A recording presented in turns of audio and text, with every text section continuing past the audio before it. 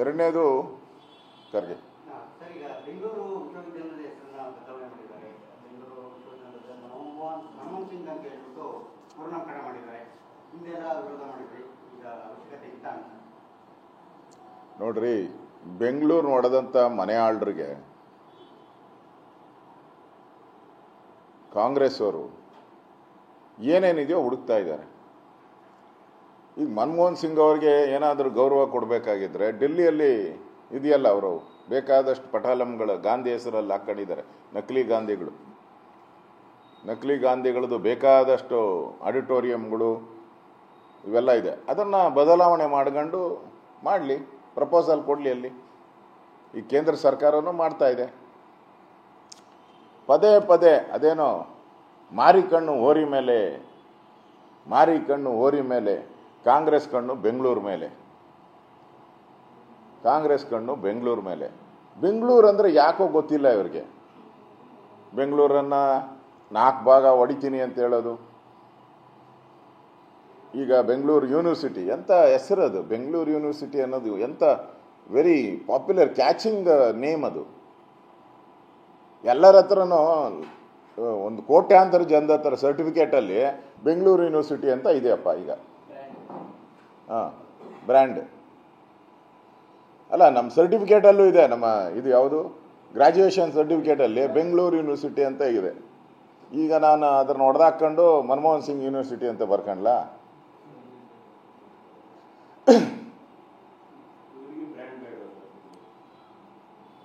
ನಾನು ಹೇಳ್ದಲ್ಲ, ಬೆಂಗಳೂರಿಗೆ ಒಂದು ರೀತಿ ಬೆಂಗಳೂರು ಹೆಸರು ಕಂಡ್ರೇ ಒಂದು ರೀತಿ ದ್ವೇಷದ ಭಾವನೆ ಕಾಂಗ್ರೆಸ್ ಅವ್ರಿಗೆ ಬಂದ್ಬಿಟ್ಟಿದೆ.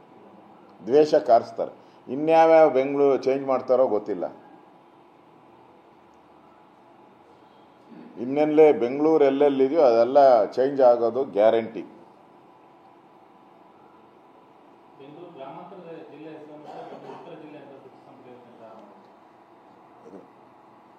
ಮಾಡಲಿ. ಈಗ ಕನಕಪುರನ ಮಾಡಿದ್ರು, ರಿಯಲ್ ಎಸ್ಟೇಟ್ ರೈಸ್ ಮಾಡೋದಕ್ಕೋಸ್ಕರ ಕನಕಪುರನ ಬೆಂಗಳೂರು ಸೌತ್ ಅಂತ ಮಾಡಿದ್ರು. ಈಗ ಅಲ್ಲಿ ಬೆಂಗಳೂರು ಗ್ರಾಮಾಂತರನ ಬೆಂಗಳೂರು ನಾರ್ತ್ ಅಂತ ಮಾಡಿ, ಹಂಗೆ ಸ್ವಲ್ಪ ಕೋಲಾರಕ್ಕೆ ಹೋಗ್ಬಿಡಿ, ಅದನ್ನು ಏನಾನ ಒಂದು ತಿದ್ದುಬಿಡಿ ಬೆಂಗಳೂರು ಅಂತ ಹೇಳ್ಬಿಟ್ಟು. ಹಿಂಗೆ ಮಂಡ್ಯ, ಮೈಸೂರು ಹಾಗೆ ಹೊರಟ್ಬಿಡಿ ಎಲ್ಲ.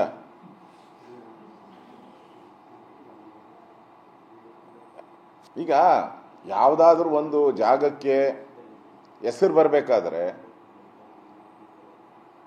ಅದಕ್ಕೆ ಒಂದು ಪುರಾತತ್ವವಾದಂಥ ಒಂದು ನಾಮಕರಣ ಆಗಿರ್ತದೆ. ಅದು ಕೆಲವು ಸಾವಿರಾರು ವರ್ಷದಿಂದ ಇದೆ, ಕೆಲವು 2-3 ಸಾವಿರ ವರ್ಷಗಳಿಂದ ಇದೆ. ಅದು ಆ ಥರ ಆಗಿರುವಂಥದ್ದು. ನೀವು ಏಕಾಏಕಿ ಅದನ್ನು ಬದಲಾವಣೆಗಳನ್ನು ಮಾಡಿ, ಏನೋ ಬ್ರಿಟಿಷರು ಹೆಸರಿದ್ದರೆ ಅಥವಾ ಮೊಹಮ್ಮದ್ ಗೋರಿ ಹೆಸರಿದ್ದರೆ, ಬಾಬರ್ ಹೆಸರಿದ್ದರೆ ತೆಗೆದಾಕಿ ಅವರು. ಇದೆಲ್ಲ ನಮ್ಮ ಜನ ಇಟ್ಟಿರೋದು, ನಮ್ಮ ಪೂರ್ವಿಕರು ಇಟ್ಟಿರೋ ಹೆಸರುಗಳನ್ನು ಪದೇ ಪದೇ ಚೇಂಜ್ ಮಾಡೋವಂಥದ್ದು ಒಳ್ಳೆಯದಲ್ಲ. ನಾನು ಈಗಾಗಲೇ ಹೇಳಿದ್ದೀನಿ, ಈ ಕಾಂಗ್ರೆಸ್ ಅವ್ರು ಏನು ಮಾಡಿದ್ರು 2 ವರ್ಷ ಅಷ್ಟೇ ಅವ್ರದ್ದು. ಅದಾದಮೇಲೆ ಮತ್ತೆ ಎಲ್ಲನೂ ಕೂಡ ಮೊದಲಿನ ಸ್ಥಿತಿಗೆ ನಾವು ತರ್ತೀರಿ.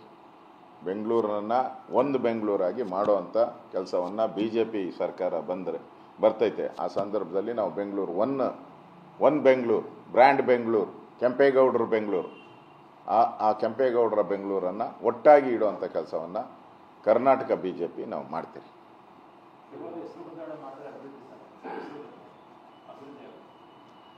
ಇಲ್ಲಿ ಕಸದ ರಾಶಿ ಬಿದ್ದು ಇಡೀ ಬೆಂಗಳೂರಲ್ಲಿ ಹಳ್ಳ ಕೊಳ್ಳ ತುಂಬಿಕೊಂಡಿದೆ.